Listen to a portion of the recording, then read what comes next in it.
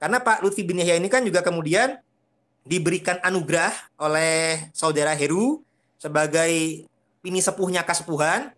Kemudian saudara kami Kiai Sarif Rahmat mengcross check kepada pihak kasepuhan yang beliau kenal, yakni Pak Lukman. Nah, Pak Lukman juga punya yang lain-lain itu juga tidak mengakui Habib Lutfi sebagai pihak sesepuh kasepuhan, sehingga ini malah jadi ada apa namanya dinamika pro kontra. Nah, bahkan malah Kiai Sarif Rahmat dituduh sebagai pendukungnya Snoop Hurgonya Belanda. Nah, padahal kan ini baru konon. Nah, belum diteliti dengan dibuktikan di pengadilan. Nah, jadi kami mengharapkan Pak Mahesa yang juga baru saja bergabung dalam polemik ini, Bo Yao jangan terlalu gegabah, langsung menuduh-nuduh orang, apalagi Kiai Sarif lebih sepuh sebagai seorang ulama, atau langsung dituduh sebagai pendukung gurunya Belanda. Nanti dulu, ini pada dasarnya beliau tabayun kepada keluarga kasepuhan karena adanya kabar Habib Lutfi dijadikan pihak kesepuhannya daripada kesepuhan.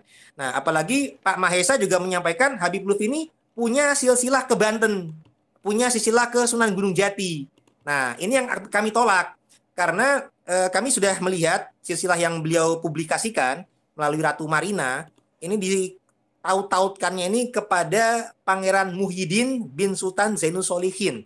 Nah, padahal dalam data Banten yang kami pegang, Sultan Zainul Solihin tidak punya anak bernama Pangeran Muhyiddin. Adanya anak Sultan Bupati Safiuddin. Nah, jadi tidak ada yang bernama Muhyiddin. Jadi kami menganggap pengakuan Habib Lutfi bin Yahya ini pengakuan yang tidak benar. Dan sehingga kami akan sampaikan bukti-bukti lain sebagai pelajaran bagi keluarga Banten dan keluarga Cirebon. Nah, saya akan buktikan bahwasanya Pak Habib Lutfi ini hobi sekali mencakok-cakok silsilah Nusantara. Hobi bisnis franchise makam keramat palsu. Nah, kalaupun masalah data Banten dan Cirebon ini masih pro kontra, sehingga untuk perbandingannya saya akan ungkap dari data keluarga Jawa. Karena kami sebagai keluarga keturunan Banten juga memiliki kekerabatan dengan keluarga yang ada di Jawa Tengah.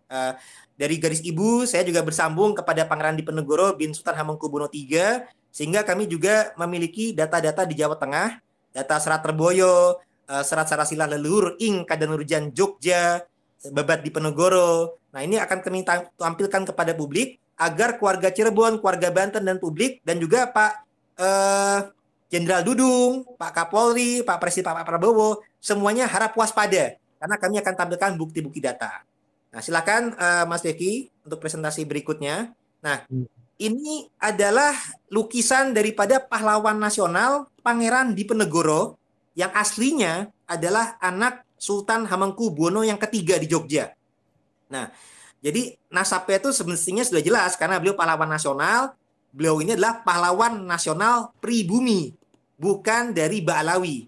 Nah, di masyarakat ini sudah mulai dipublikasikan yang hal-hal yang dibelokkan nasabnya.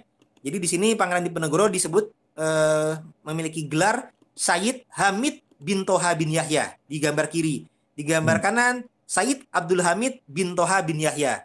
Kemudian di kanan ini juga wajahnya mulai dimirip-miripkan dengan suatu oknum tokoh tertentu, Habib Lutfi bin Yahya.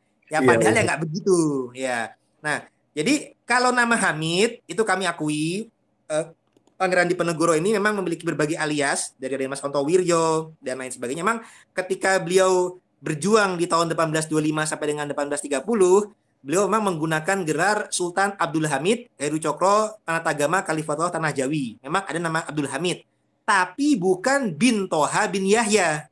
Nah, kalau binnya ya jelas bin Sultan Hamengkubuwono III, bukan bin Toha, bukan bin Yahya. Nah, yang ke bawahnya lagi ini ada slide berikutnya nih, Mas Rifki. Nah, siap, Kakanda Mogi. Seperti yang sampean bilang, jangan gegabah nanti di pengadilan. Ya kalau ujungnya pengadilan ya sampean tunggu aja nanti. Ribet kali kau Pak Mogi, Pak Mogi. Begini Pak Mogi ya. Saya tuh orang yang paling tak ceroboh. Buktinya ketika dulu nama saya disebutkan ketika jumpa pers di depan Polda Metro Jaya, saya langsung buat VT itu. Saya langsung live ngetawain pelaporan itu gitu loh. Saya tuh orang yang paling nggak sembrono. Kita sudah nguji semua. Kita ini orang yang ngerti hukum, tenang aja.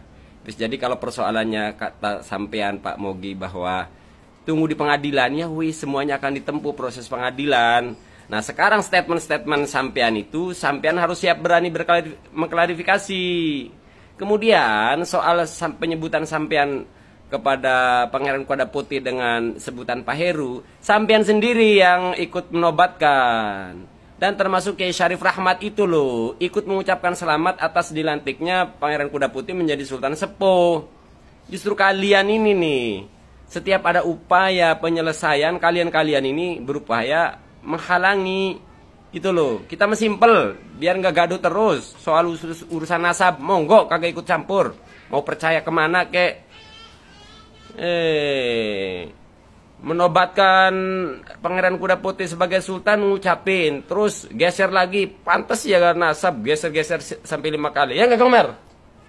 Jadi gini, mending urusan kita berdua yang antum sudah laporkan kami berdua, gimana ketemu di pengadilan? Ayo pengadilan, Ketemu di pengadilan. Tuh bagus palsu. Nah. Tuh bagus palsu. Ayo.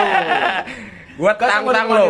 Mana lo laporan lo? Gua sebut lo tuh bagus palsu. Memang lo tuh bagus palsu. Menurut bagus mau Tuh bagus palsu. Ini sing asli. Tobatlah Mogi sebelum mati. Tuh bagus palsu gak diakui. Tuh bagus palsu gak diakui.